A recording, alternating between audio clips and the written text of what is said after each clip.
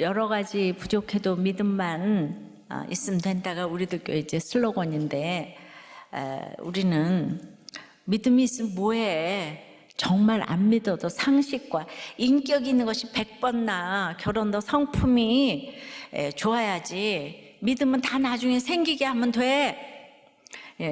살아보니 이거 너무 공감되시지요? 이것이 너무 맞는 이야기 같이 들립니다. 교회 다니면서도 이런 이야기를 너무 자연스럽게 듣고 살았습니다. 그러나 여러분, 부족해도 믿음이 최고입니다. 그런데 교회 다니면서 이 쉬운 얘기를 하기가 이렇게 힘든 줄 몰랐습니다. 저는 이 얘기만 하다가 하직할 것 같습니다. 이 너무 쉬운 이야기가 너무 어렵다고 합니다. 그래서 이혼하지 말라, 불신결혼하지 말라, 다 똑같은 맥락입니다. 이 아주 다 돌로 칠 태세입니다. 그래서 요즘 사도 바울이 돌로 맞는 것이 너무 막 체울이 됩니다. 지금도 힘든데 그 당시에 정말 안 들렸을 것 같아요. 바울의 그 얘기가.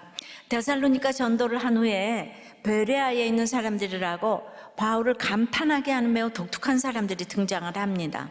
이름도 기록되어 있지 않은 무명의 사람들이에요.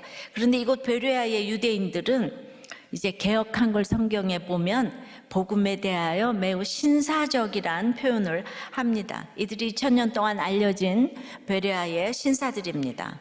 오늘은 베레아 교회의 모습을 묵상하면서 성령의 신사, 물론 여기에 숙녀도 포함되겠죠. 이 성령의 신사에 대해서 생각해 보겠습니다. 첫째로 독불 장군이 아닙니다. 10절에요. 밤에 형제들이 곧 바울과 실라를 베레아로 보내니 그들이 이르러 유대인의 회당에 들어가니라. 베레아는 지난주 데살로니가에서 서남쪽으로 약 80km 정도 떨어진 소도시로 그다지 이제 중요한 도시가 아니었어요. 그런데 데살로니가 형제들은 바울에 대해서 다 이제 소동이 나자 바울을 밤중에 이렇게 도시 바깥으로 빠져나가게 합니다. 밤중 여행이 위험하잖아요. 요새 이렇게 반포에서 청년이 죽은 것처럼 필리포에서 이렇게 당한 일을 다시 당하는 것보다는 이 밤중에 나가는 게 낫겠다. 또 감옥에 갇혀서 정말 매를 맞는 것보다는 야반 도주는 굉장히 비겁하게 보일 수가 있죠. 근데 바울은 이제 성령의 전략에 따라서 수치를 무릅쓰고 데살로니가에서 이제 탈출을 합니다. 여기서 이제 보내다는 단어는 이 신약에서 2번 쓰였는데 그 사도행전 13장 4절에서 이제 그 안디옥 교회에서 바나바와 바울을 파송할 때 쓴 두 사람이 성령의 보내심을 받았다. 그 단어를 썼는데요. 이거 사도행전 누가가 썼잖아요. 누가는 야반도주가 사실상 성령의 전략에 따른 파송임을 표시하기 위해서 같은 단어를 썼어요. 그러나 베레아에 도착한 바울이 여전한 방식으로 유대인의 회당에 들어간 것을 볼 때 유대인으로부터 피하는 것이 바울의 전략은 아니었다는 거죠. 그는 피해야 될 상황에서는 수치를 무릅쓰고서라도 피했지만 관례에 따라 전도하는 일을 멈추지 않았습니다. 바울은 소아시아 길리기아의 다소 사람이었어요. 그는 마게도냐의 환상을 보기까지는 아시아 정도만 생각하고 그 유럽에는 올 생각조차 못하고 있었습니다. 순종하고 마게도냐는 왔지만 지리도 잘 모르고 풍습 문화도 다 이제 모르는 거 투성이었어요. 근데 그 모른다는 것을 바울이 인정을 하고 이 성도들이 시키는 대로 하는 걸 보게 됩니다. 우리는 바울이 항상 주도적이라 이런 모습이 약간 생소하기도 하거든요. 성령의 신사는 모르는 것을 인정하고 그 밑에 그 제자 동무들에게도 순종하는 모습을 보여줍니다. 야반 도주해야 하는 이 밤과 말이죠. 그 시골인 베레아에 순종을 하는 이 바울을 보면서 바나바가 마가를 데리고 가자고 할 때는 그렇게 심히 다퉜는데 여기서 바울은 아니 바나바가 더 낫지, 저기 데살로니가 성도들의 믿음이 더 나? 이렇게 생각할 수 있죠? 이해가 안 됩니다. 그래서 여러분들은 어디까지 나가냐면 바울이 그 유대인들과 협력하지 않아서 그렇게 왕따를 당하고, 그래서 바울이 관계가 안 되잖아요 하는 분도 있어요. 예. 아니 가는 곳곳 돌에 맞고 핍박을 당하니 바울이 독불장군 아니에요? 문제가 많아요. 어떻게 한결같이 이렇게 유대인들이 미워하겠어요? 이럴 수 있죠. 예. 이게 구속사와 세속사의 차이기 때문에 설명이 안 되는 부분입니다. 지난번에도 행위구원을 얘기했는데, 예, 우리 중에는 이 직분자들도 그거 잘 모르는 분이 여지껏 계세요. 이렇게 바나바와도 심히 다투어서 갈라섰던 그가 데살로니가의 형제들에게는 지금 순종을 하는 거예요. 이게 어떻게 설명이 되겠습니까? 바울이 바나바를 설득해서 끝까지 같이 가려고 했던 건 기억하시죠? 떠난 사람은 바나바지 바울이 아니에요. 바울이 혼혈인 디모데를 배려하고 베드로를 생각해서 아시아에 들어가지 않았다는 것도 저희들은 살펴보았어요. 그러니까 이게 똑같아 보이지만 복음의 본질과 비본질을 잘 구별해서 대처하는 것이 진짜 신사입니다. 복음의 신사는 복음에 유익하다면 즉시 순종합니다. 고리타분하지 않습니다. 바울은 결코 독불장군처럼 하지 않았어요. 늘 다른 사람들과 협력했습니다. 근데 딱풀 성도라고 자기들끼리만 딱 달라붙는 게 아니고요, 주님께 딱 달라붙어 있는 딱풀 성도는 주님의 뜻대로 이타적인 협력을 합니다. 근데 이 협력을 누구에게 배웠어요? 이거 다 바울에게 배웠죠. 바울만큼 동력자를 중시한 사람이 없어요. 동력자라는 단어 자체가 바울의 단어라고 했습니다. 근데 영적으로 이제 잘 들으셔야 돼요. 그래서 데살로니가 성도들이 베레아 성도들이 바로 이걸 알았어요. 그래서 바울이 부탁하지 않았는데도 알아서 적극적으로 주도적으로 사도 바울을 막 도운 거예요. 도운 거예요. 유대인들은 그렇게 죽이려고 하는데 바울을 돕는 사람들이 그냥 곳곳에 이렇게 있는 거예요. 이렇게 서로 협력하는 신사와 숙녀의 공동체가 있었기 때문에 어디로 가든지 또 여전한 방식으로 전도의 사명을 감당하게 하셨습니다. 우리 예배와 목장이 이런 협력의 기운을 받는, 협력하는 고품격 신사숙녀가 될 수 있는 이런 능력을 공급받는 곳인 줄 믿습니다. 적용해 보세요. 여러분은 구원을 빙자하여 매사에 독불장군입니까? 순종하고 협력하는 센스장이입니까? 예, 순종하고 협력하는 믿음이 있습니까? 이러면 더 쉽겠는데, 그런데 이럴 때의 믿음은요, 갈 때 안 갈 때를 아는 게, 이게 센스라서 제가 센스라는 단어를 썼어요. 예, 구원은 센스, 믿음은 센스예요. 십자가는 지혜고 타이밍이기 때문에. 예. 자, 어떻게 제가 어떤 아들한테 편지를 하나 받았어요. 저희 엄마는 3대째 크리스찬 집안으로 믿음이 확고하십니다. 하지만 교회에 너무너무 매달려 있어요. 집안일에 너무 소홀하시고 교회에만 너무 매달려 있는데, 목장 예배, 무슨 양육과정, 숙제해야 된다면서 매일 몇 시간씩, 그것도 저녁에 하시면서 저녁밥 청소 안 하시고 아버지와 저보고 알아서 먹으라고 그러고, 제가 이제 암으로 의심되는 증상이 있어서 병원 가야겠다고, 초기 증상인 것 같다 하니까, 죽게 되면 죽어야지, 호흡이 있는 만물은 죄로 인해 끝이 있는데 어쩌겠니? 이렇게 카톡이 왔습니다. 엄마, 김양재 목사님이 이런 삶을 가르치는 걸까? 다른 사람들은 엄마 행동 이상하게 생각할 거야. 사연 올려야 알겠어? 그러니까 올려. 제발 우리 엄마 고쳐주세요. 예. 저도 제발 집사님 너무 이해해요. 지금 온라인 예배 그 남편과 아드님 같이 드린다고 하는데, 이제 같이 드렸으면 이 말씀이 들리면 이렇게 좀 이해가 될 텐데 또 뭐 안 들리는 게 있나 봐요. 그러면 안 들리는 식구들에게는 성령의 숙녀가 되셔서 이 센스 장이처럼 독불 장군이 되시면 아니 되옵니다.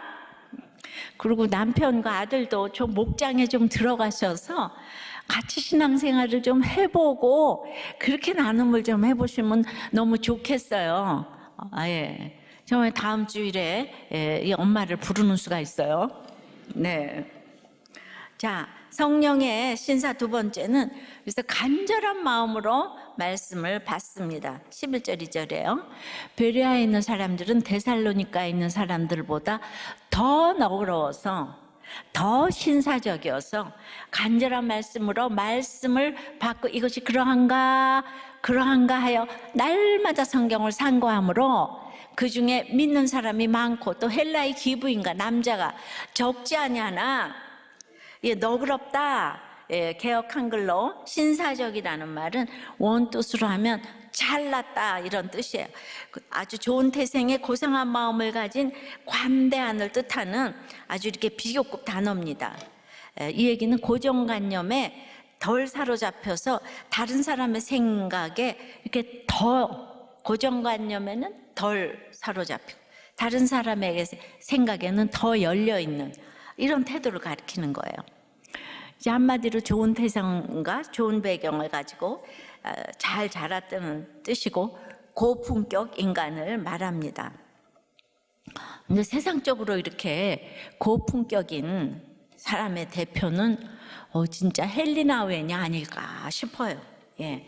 네덜란드 출신의 석학이고 명문대 교수고 어렸을 때부터 헌신해서 카톨릭의 신부 사제였고 아주 명석한 사고의 아주 탁월한 작가고 탁월한 연사예요. 못하는 게 없어요. 못하는 게.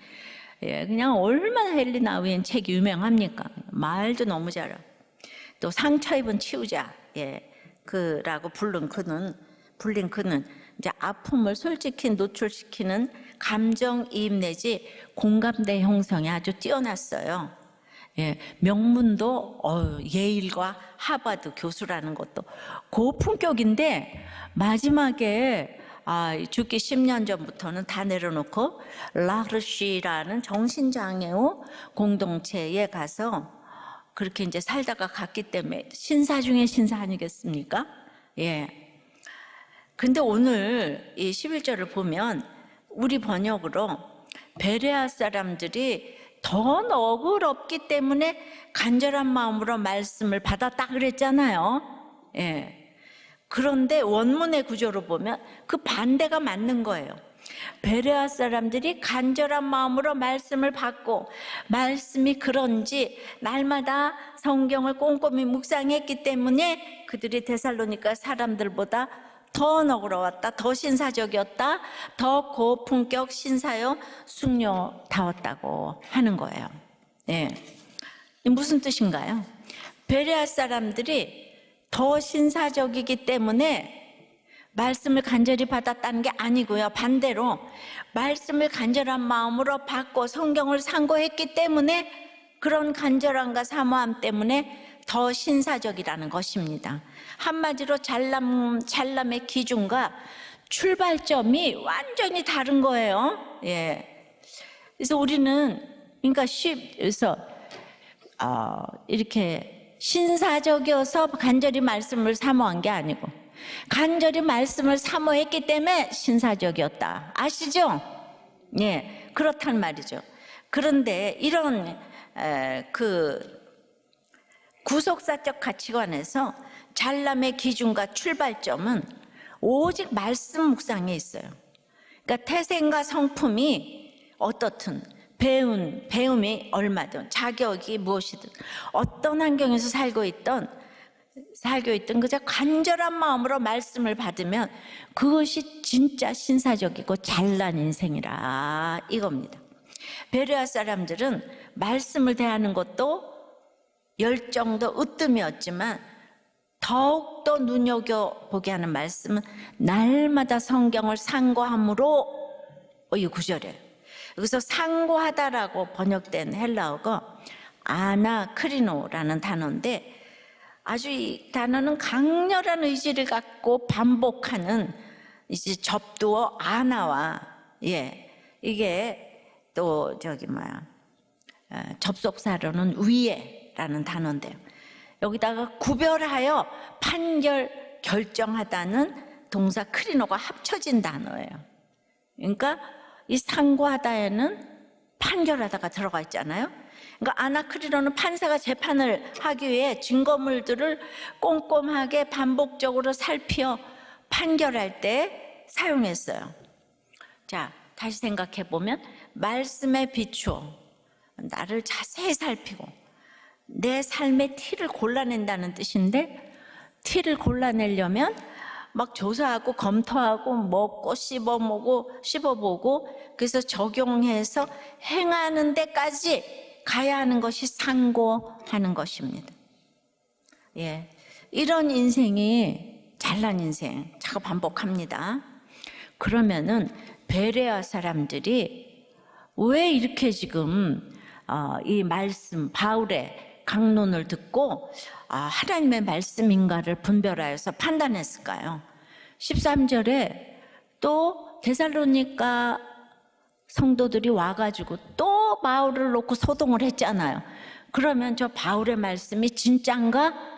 좀 이렇게 분별해야 되잖아요. 그래서 여기서 이제 이게 날마다 상고했다는 것이 이런 뜻이 들어가서 이 말이 진짠가 가짠가. 그래서 그 유대인들의 그 거짓 가르침을 구별하는 이 잣대로 하나님의 말씀을 삶의 현장으로 가져가는 거. 이게 진짠가 가짠가를 삶의 현장으로 가져가는 거. 그리고 고민했다는 거죠. 그러니까 이것이 그러한가 하여, 이것이 진짠가? 여기 그러한가 하여. 그래서 존 스타트는 이 베레아 성도들이 수용성과 비판적인 질문을 겸비했다는 거죠.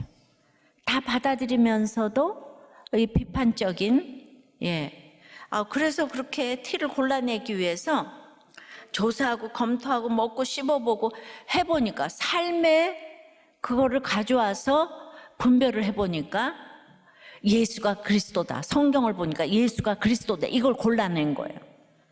우리가 성경을 유대주의의 틀로 왜곡해 받아들여서 문제지, 진짜 사심 없이 정밀히 상고하게 되면 다 예수 그리스도를 발견할 수 있어요. 저도 혼자서 예수가 그리스도인 걸 발견했잖아요. 제가.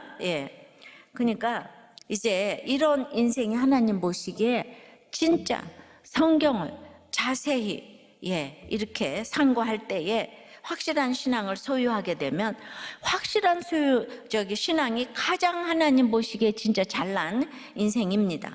그러니까 이 간절함으로 상고했다는 것은 반드시 간절함은 상고함과 분별과 판단이 따라야 합니다. 그랬더니 베레아에 믿는 사람들이 많았다고 합니다. 그래서 여러분에게도 제가 권합니다. 큐티를 하면서 그걸 삶으로 가져와서 내게 주시는 음성으로 삶에서 들어보세요. 그러면은 진짠지 가짠지가 드러납니다. 이제 요즘 온라인 예배를 드리니까 아주 이렇게 갈급함이 최고조에 달할 수도 있죠. 그렇다고 아무거나 닥치는 대로 듣고 보고 해서도 안 되죠. 근데 우리는 주일 예배도 말씀, 수요 예배도 말씀, 목장도 말씀, 큐티도 말씀. 그게 간절하고 갈급함으로 상고해보는 작업이 반드시 필요한데요.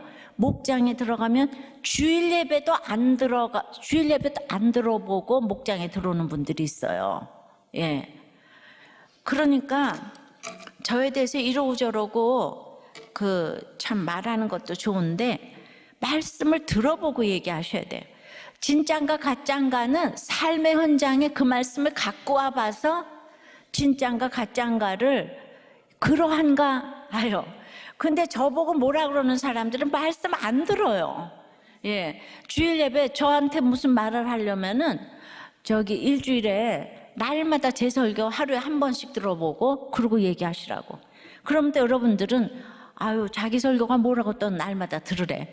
아니 그러니까 저한테 대해서 이제 여러분들이 비판을 해야 되니까 그러니까 꼭 들어보시라고 하루에 한 번씩. 그러니까 이렇게 책도 말이죠. 쉽게 읽히는 책을 읽어야 할 때도 있지만 조금 생각을 해야 될 책을 읽으면 여러분들에게 굉장히 유익이 많아요. 굉장히 피가 되고 살이 되는. 그래서 이제 남미에서는 몇 시간씩 예배를 드리는 교회들도 있고 아프리카에서는 예배 시간이 기본으로 2시간, 미국에서도 성장하는 교회는 설교 시간이 1시간. 그래서 저는 이제 설교 시간이 긴 것 가지고 미안해 하지 않기로 결단했어요. 예전에는 제가 2~3시간씩 했어요. 그때가 참 좋았다는 생각을 하는데 왜냐하면 진짜 제가 하고 싶은 얘기 다 했거든요. 그때가 진짜 양육이 된 것 같아요.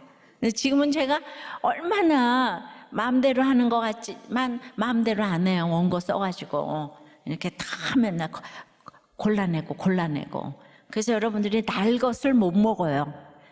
익은 것만 먹어요 지금. 그래서 그랬더니만 오늘 믿는 사람이 많고 헬라의 기부인과 남자가 적지 않았다고 합니다. 꼭 우리들 교회를 말하는 것 같아요. 믿는 사람들이 많죠. 기부인과 이 세상적으로 엘리트인 분들도 적지 않아요. 그 표현이 또 맞지 않아요? 우리가 꼭 베로야 교회 같지 않습니까? 이런 인생이 바로 성령의 신사요, 성령의 숙녀입니다. 그런데 이제 빌립보서 데살로니가 전후서는 책이 있잖아요. 근데 이 베레아서는 없잖아요. 왜 없을까요?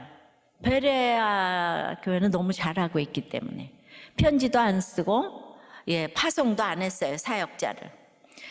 그러면 대체 베레아 사람들은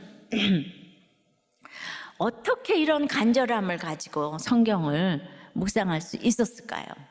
그러니까 이런 것들을 좀 생각해 보시라고요. 그저 예수 믿으면 복 받는다 이런 쉬운 얘기 말고 생각을 해야지요. 이게 뇌도 운동을 하잖아요. 베레아는요 빌립보나 데살로니가보다 더 오래된 도시예요. 그래서 알렉산더 대왕 시절에는 마게도냐에서 2번째로 큰 도시로 성장하기도 했는데 주전 168년에 로마가 마게도냐 지역을 정복할 때 제일 먼저 로마에 항복했어요. 자존심이 좀 없죠. 근데 그 이후에 아주 이류 도시로 내려갔어요. 그래서 빌립보가 뉴욕이라면 데살로니가는 워싱턴 DC쯤 돼요. 근데 지금 이 베레아는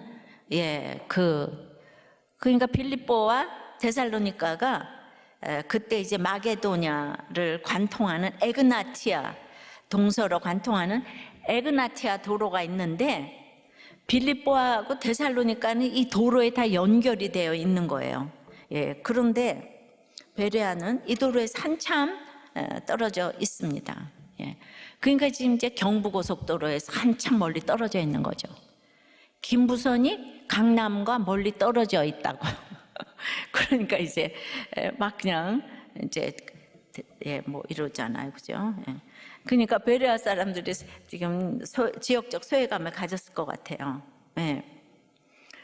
그러니까 역사적으로 뒤치지는 않는데 지금 말하면 그 텍사스 이런 데가 굉장히 복음의 벨트 라인이에요. 근데 저기 무슨 켄터키 시골 마을쯤 여기가 된다고 할 수 있는데 아주 키케로는 도로에서 떨어진 마을이라고 하죠. 만년 이류 도시라는 피해의식이 그들의 마음을 딱 사로잡고 있는 고난인데 진짜 이 켄터키 이런 데가요, 여자는요 이 바지 안 입고 치마만 입고 경건하고, 그리고 켄터키 이 텍사스 이 도시 사람들이요 굉장히 너그럽고요 믿음이 있고 그렇대요 지금.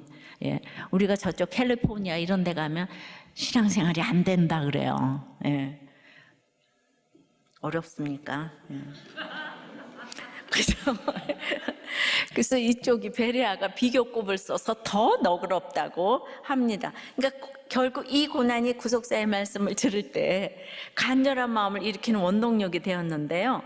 그러니까 만년일이니까 늘 눈치를 보고 남의 시선을 늘 의식할 수밖에 없고, 그런데 그런 약점이 바울의 증언을 편견 없이 내가 정답이라는 권위의식 없이 객관적으로 들을 수 있게 하는 바탕이 된 것이죠. 그러니까 제가 늘 이렇게 보니까 진짜 여러분들이 힘들 때는 다 간절하게 사모하는데 좀 환경이 좋으면은 정말 목자하기도 힘들어하고 좀 그러더라고요. 진짜 정말 예외가 없더라고요. 그래서 늘 고난이 오라고 참 기도할 수도 없고, 그러니까 저도 이제 사명이 없으면은 진짜 이 길을 못 가는데 이게 진짜 맞는 것 같아요. 그러니까 베레아의 열매가 훨씬 많은 거예요, 지금 이 두 도시보다. 우리도 마찬가지죠. 그러니까 잘난 사람이 말씀을 간절하게 받는 게 아니에요. 아주 간절한 마음으로 말씀을 받는 인생이 가장 고품격 신사인데요. 이 간절한 마음은 저절로 생기지 않아요. 정말 여러분들이 너무 인정하고 싶지 않겠지만 여러 고난을 겪으면서 이 땅에서 소망이 하나씩 끊어지는 것만큼 그 간절함이 하나씩 생기는 거예요. 그러니까 이 땅에서 소망이 그득그득 찼는데 간절함이 안 생겨요. 간절한 마음은 고난에 비례합니다. 구원의 관점에서는 그래서 우리 인생에서 버릴 것이 그냥 하나도 없습니다. 그래서 신사적이고 너그럽다는 것은 정말 고정관념이 없는 거예요. 내가 육이 무너질수록 내 속의 고정관념이 하나씩 벨트가 끊어지는 거예요. 그래서 간절함이라는 건 좋은 게 아니고 반드시 상고함과 분별함과 판단이 이제 따라야 하는 것입니다. 적용해 보세요. 신사적이라 말씀을 찾습니까? 말씀을 찾다 보니 신사적으로 되었나요? 그래서 고난 중에 하나님만 간절히 찾습니까? 오늘도 무사히만 빌며 하나님을 찾습니까? 이게 그냥 참 닭이 먼저냐 달걀이 먼저냐. 그래도 오늘 그냥 한번 또 읊으면서 한번 띵크를 해보시는 거예요. 야, 내가 신사적이라서 말씀을 찾나? 말씀을 열심히 찾다 보니까 내가 신사적이 됐나? 자기를 한번 이렇게 분석을 해보세요. 자, 이렇게 고품격 신사처럼 보였던 헨리 나우에는 자타가 시인하는 소극적이고 비공개적 동성애자였어요. 단적으로 마이클 포드가 쓴 전기, 그 헨리 나우엔의 초상에 명기되어 있는데요. 그는 어릴 적부터 자신이 타고난 동성애자라고 굳게 믿고 있었어요. 그래서 평생 이 동성애적 애욕에 내적인 갈등을 겪었는데, 그래서 외적인 선행과 인고로서 극복해 나갔다는 거죠. 그래서 더욱 반사적으로 그 신부 이 사목 생활에 아주 이렇게 침잠했다는 거죠. 그래서 어렸을 때부터 죽기까지 동성애자와 동성애 옹호론자였고, 이제 그러다 보니까 캐톨릭에만 구원이 있다고 했다가 말년에는 보편 구원론 내지 만인 구원설을 주장하면서 모든 인간들이 예수님을 알든 모르든 다 이제 구원받을 수 있다. 정말 그 이단 사설을 이렇게 읊었어요. 포드는 나우엔의 그 동성애적 바탕을 염두에 두지 않고는 그의 인간됨의 복잡 미묘함과 고뇌를 이해하기가 불가능하다고 그랬어요. 자신의 장애이자 이겨내야 할 이 십자가인 동성애적 성향과 그냥 씨름을 해야 됐는데, 그런데도 하버드에서는 동성애 학생들을 또 엄격하게 대하면서 동성애는 악의 존재 상태라고 또 일러줬어요. 근데 본인은 너무나 그냥 그 애욕에서 벗어나지를 못한 거죠. 그러니까 복잡한 거예요. 그러니까 이제 너무나 우정의 모든 걸 다 걸고 있는 거예요. 이성이 아니고. 그리고 이제 지속되지 못했을 때는 많은 경우에 아주 절망적이 돼버렸다는 거죠. 그래서 나우엔의 우정은 동성애로 대입될 수 있다고 봐지는데요. 예, 그래서 굉장히 동성애자라는 거는 이제 그렇게 이제 살았다는 의미가 되고, 예. 길고 짧은 것은 조금 시간이 지금 10년, 20년 지나니까 이렇게 다 이렇게 나오잖아요, 그죠? 근데 우리 가운데도 이렇게 정말 말과 글을 잘 쓰고 할 수 있지만 삶하고 삶의 현장에서 그 말씀이 그러한가 하여 평가하는 거 어떻게 평가해야 될지 모릅니다. 예, 가까운 사람 아니면 또 모르잖아요. 그러니까 동성애를 오픈하지는 못하고 동성애가 지속되고 있으니까 그냥 그런 상처 입은 치유자라는 이런 또 이제 그래서 그런 글들을 쓰지 않았나 싶기도 해요. 그러니까 로마서 1장 20절에 남자들도 서로 향하여 음욕이 불릴 듯함에 남자가 남자와 더불어 부끄러운 일을 행하여 이 점에서 그가 이제 상처받은 것이 있다면 그가 누구한테 받았겠어요? 상처를 이 사탄과 졸개에게 받은 거죠. 그건 주님에 의해서 치유받았어야 하는 부분인데 일생을 두고 끼고 있었다는 거죠.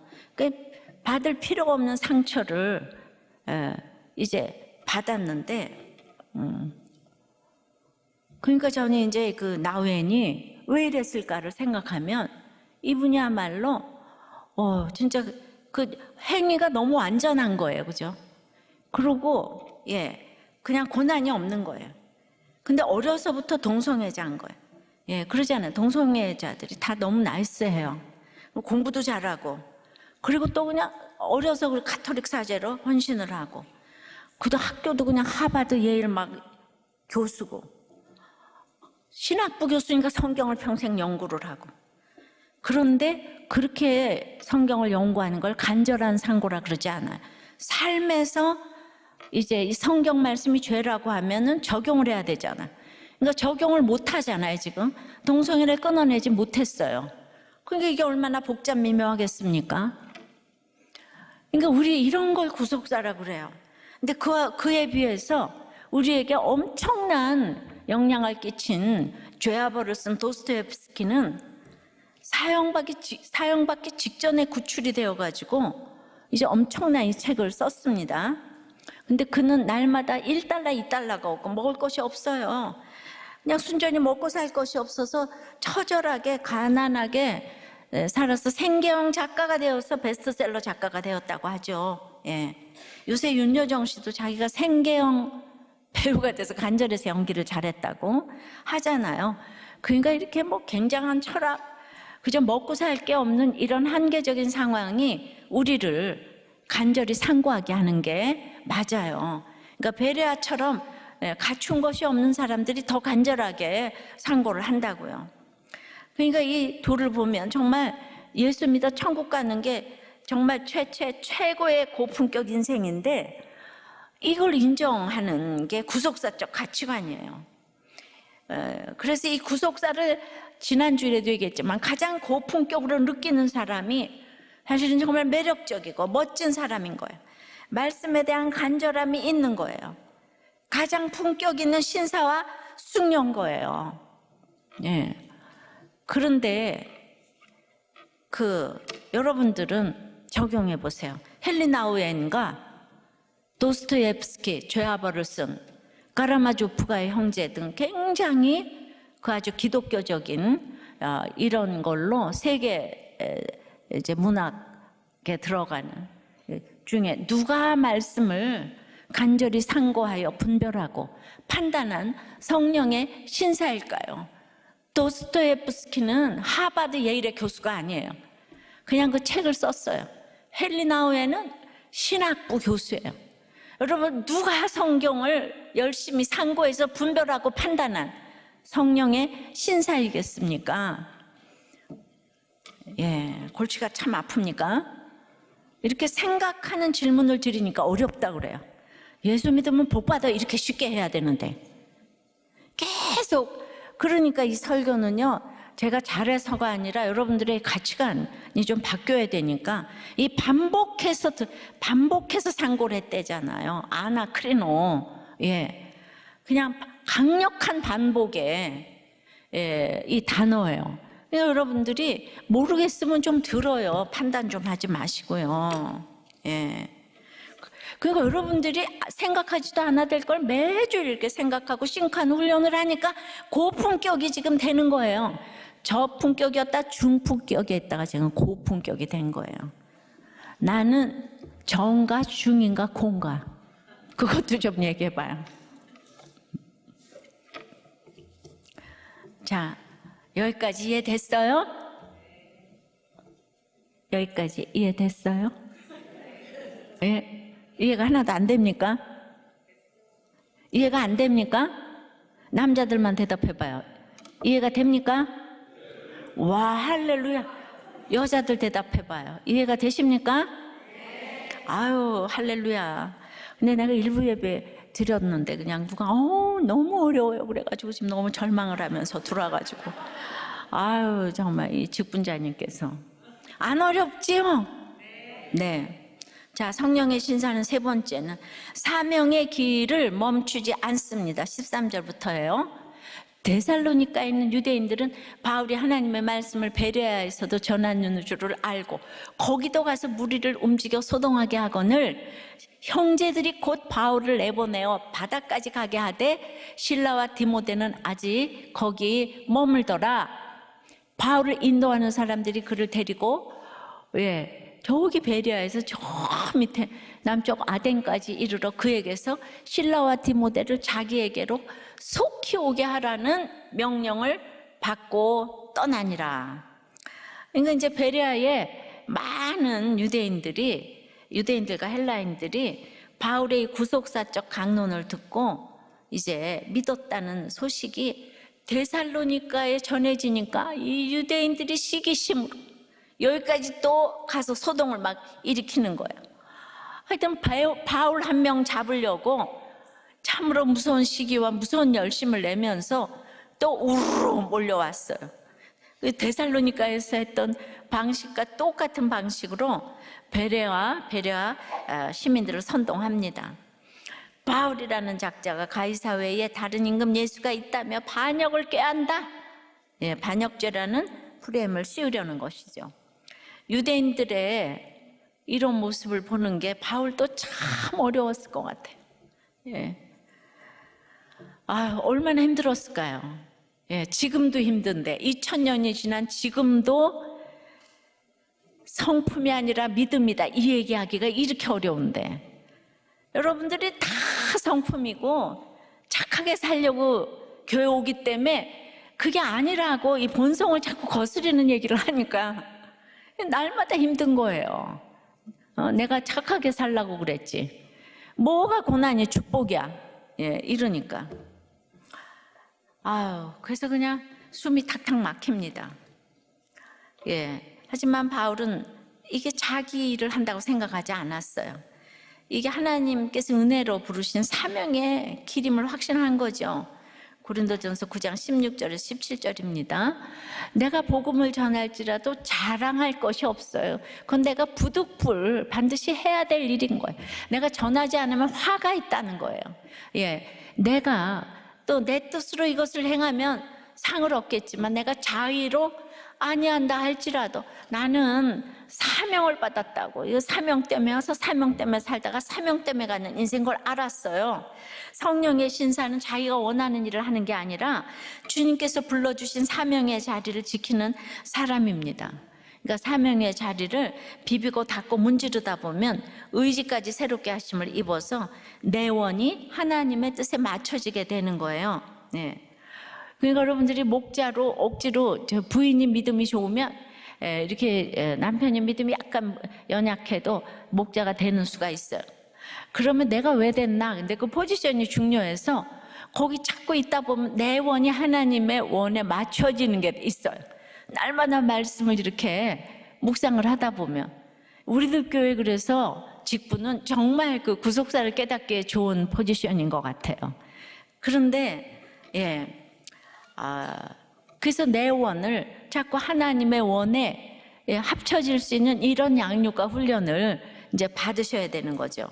그래서 유대인의 선동으로 도시가 시끄럽게 되자 이제 베레아 성도들은 데살로니가 성도들이 했던 것처럼 바울을 또 이제 탈출시키는 거예요. 내보내는 거예요. 이 단어 역시 그 10절에 아까 했던 보내니처럼 사명의 길로 여기도 이제 파송했다는 뜻이에요. 근데 이제 이 베레아 성도들이 더 신사적이니까 말씀을 더 좋아하니까 바울을 보내기가 싫었을 거 아니에요. 근데 성령의 신사들은 자기 유익을 구하지 않고 이제 성령의 보내심에 협력을 하는 거예요. 근데 바울은 이번에는 혼자만 가네요. 점점 위험하니까 이제 혼자 가. 실라와 디모데를 베레아에 지금 남겨둡니다. 근데 데살로니가 갈 때는 바울하고 실라만 갔잖아요. 기억하십니까? 네.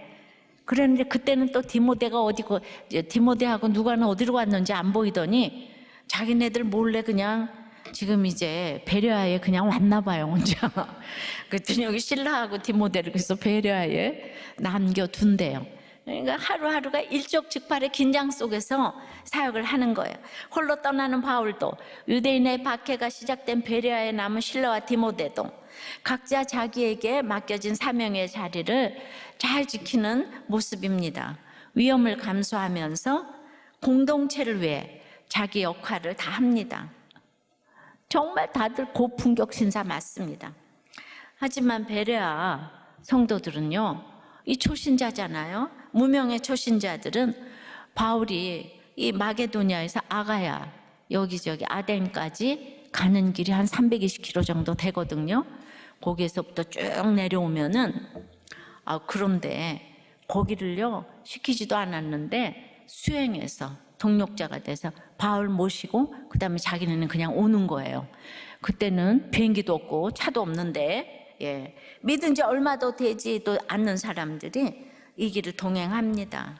이거는 뭐 참 그 육로가 있지만은요 그들을 따돌리고 해상으로 갔다고도 해요. 근데 그렇게 말만 바다로 갔다 그러고 사실은 육로로 갔다. 그러니까 그렇게 그때가 위험한 여행이었어요. 이렇게 성령의 공동체에 속한 모든 지체들이 무리가 되고 형제가 되어서 복음을 전하는 사명의 길을 멈추지 않고 걸어갑니다. 질릴 만큼 집요하고 끈질긴 방해와 괴롭힘에도 그 길을 멈추지 않게 하시는 분은 오직 우리 예수님이십니다. 집요하게 공격하는 유대인 지도자들에게 예수님께서도 내 아버지께서 일하시니 나도 일한다 하셨죠. 따라서 우리가 가정과 교회에서 우리가 또 세상에서 말씀과 가정 그 중수의 사명의 길에 마침표를 찍지 않고 그 길을 완주하는 것이 주님과 동행하는 것입니다. 이것이 하나님 보시기에 최고의 고품격 인생, 성령의 신사와 숙녀로 사는 것입니다. 이것은 영혼권에 대한 애통함이 있어야지 이 마음이 생기는 거예요. 지혜가 생기는 거예요. 근데 늘 허다한 무리에게만 관심이 많고 사역의 영성이 건강하지 못하면 이게 직분에만 탐하고 이렇게 되면 가장 중요한 것이 말 실수가 돼서 천냥빚을 갚는 게 아니라 도리어 얻게 됩니다. 정말 성령의 신사들은 말 조심을 해야 돼. 믿음은 보이는 게 아니에요. 또 물질이 아니라 인격적인 거예요. 인격이에요, 인격. 그래서 정말 영혼권, 사람을 사랑하게 되면 긴박한 가운데서도 십자가는 지혜고 타이밍이니까 그 말을 이때 이렇게 잘못해가지고 데살로니가가 날아갈 수가 있고 베레아가 날아갈 수가 있잖아. 내 말 하나 잘못해서 이 집안의 구원이 날아갈 수가 있어. 그러니까 말 실수를 작은 것으로 여기면 안 되는 거예요. 목장이고 어디에서 이게 수도꼭지처럼 하고 싶은 말 다 하시면 안 되는 거예요. 참아야 되는 거예요. 말 참는 게 제일 어려워요. 자, 그래가지고 이제 이번 주 참 오래되셨어요. 어떤 집사님이 지방에서 오시는데 남편이 도박하고 이제 적용 질문 내게 맡기신 사명의 길을 멈추게 하려는 사람들을 원망합니까? 정죄합니까? 불쌍히 여깁니까? 성령의 신사가 되고자 할 때 형제와 무리가 되어 잘 따라가야 할 지체는 누구입니까? 답을 다 알아도 한번 또 생각을 해보십시오. 예. 그러니까 이거 늘 싱크를 해보는 거예요. 이런 것이 고품격 언어인 거예요. 세상에서는 이렇게 용서하고 사랑하라 이런 단어 안 씁니다.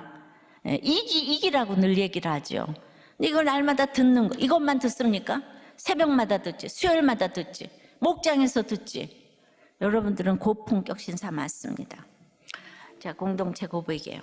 남편이 도박하고 집 그냥 다 말아먹고 외도하고 평생 속을 새기는데 간암 말기라는 거예요. 오늘 내일 한대요. 그랬는데 간 이식하지 않으면 죽는다는데 이식하려면 6천만 원이 든다는 거예요. 그러니까 이제 요새는 게 살 길이 있다 그러니까 또 이제 그런데 너무너무 속을 새기고 돈도 없는데 게다가 또 이식까지 해달라 그러니까 막 죽기만을 또 이제 바라는 마음도 있는데 살아서 괴롭히니까 아주 그냥 이 아내는 그냥 가슴에 오그라들는 거예요. 그런데 그새 고등학교 아들의 간 조직이 남편하고 맞는다는 거예요. 예. 아들도 힘든데. 그래서 어떻게 하면 좋냐고. 응? 저 남편 때문에 우리 아들을 또 어떻게 해야 되냐 막 이러면서. 제가 이식을 해주시라고 부탁을 드렸어요. 그리고 이렇게 얘기를 했죠. 이식해 주시고 그분이 살아나서 이식해 주시면 그분이 살아나가지고 또 도박을 할 거예요. 예. 하나도 고마워하지 않을 수 있어요. 근데 그것 때문에 생색내지 마시고, 그러나 그분 위해서 이식해 주시면은 그것 때문에 아무도 안 죽잖아요. 집안 식구들. 영원토록 수많은 사람 살리고 자녀에게 크게 본이 될 것이라고, 자녀도 살릴 거라고. 그 얘기를 했더니 얼마나 이분이 저를 껴안고 울고 갔는지 몰라요. 다들 목사님도 안 해줄 거면서 어떻게 그렇게 말을 쉽게 하냐. 그건 최고로 성령의 신사가 되는 비결이기 때문입니다. 결국 사실 아들이 맞으니까 돈도 안 없어지고 자녀에게 너무 본이 되기 때문인데, 제가 주로 이렇게 처방을 하니까 다 무서워서 오기 싫은 거예요. 예. 아유, 바람 펴도 살라 그러고 뭐 이러니까 아마 이런 처방을 기대했을지도 몰라요. 아니, 돈도 하나도 없는데 무슨 또 6천만 원이나 빚을 져요. 그냥 죽게 내버려 둬요. 그 도장 받으려고 왔는데 혹 때려다가 혹을 붙였잖아요. 예, 그래서 어차피 짧은 인생인데 내가 산 사람의 생명을 구했다는 것은 대단한 것이잖아요. 그 남편이 변하는 것은 하나님께서 하시는 것이지 내가 간 떼어줬다고 남편 변하는 것 절대로 아니에요. 거기까지 생각하고 돈도 꿔주고 생명도 주는 겁니다. 그 사람이 고마워할 거다 하는 생각은 안 하는 게 좋아요. 근데 그렇게 제가 예언을 했는데 예언이 딱 돼가지고 아들이 간을 이식해 줬는데도 이 사람이 주님을 못 만나는 거예요. 그 도박 바람 다 계속 되었어요. 2008년도에 오셨는데 아직까지 목자가 아니에요. 보니까 부목자도 아니더라고. 그런데 이제 최근에 아내가 이렇게 뇌경색으로 아파서 요양병원에 입원을 하게 되니까 이제 굉장히 성실해지고 바람도 이제 끊어진 것 같은데, 이 아내는 뇌 경색인데도 요양원에서 부목자로 목장도 참석하고 목보도 쓰고 있어요.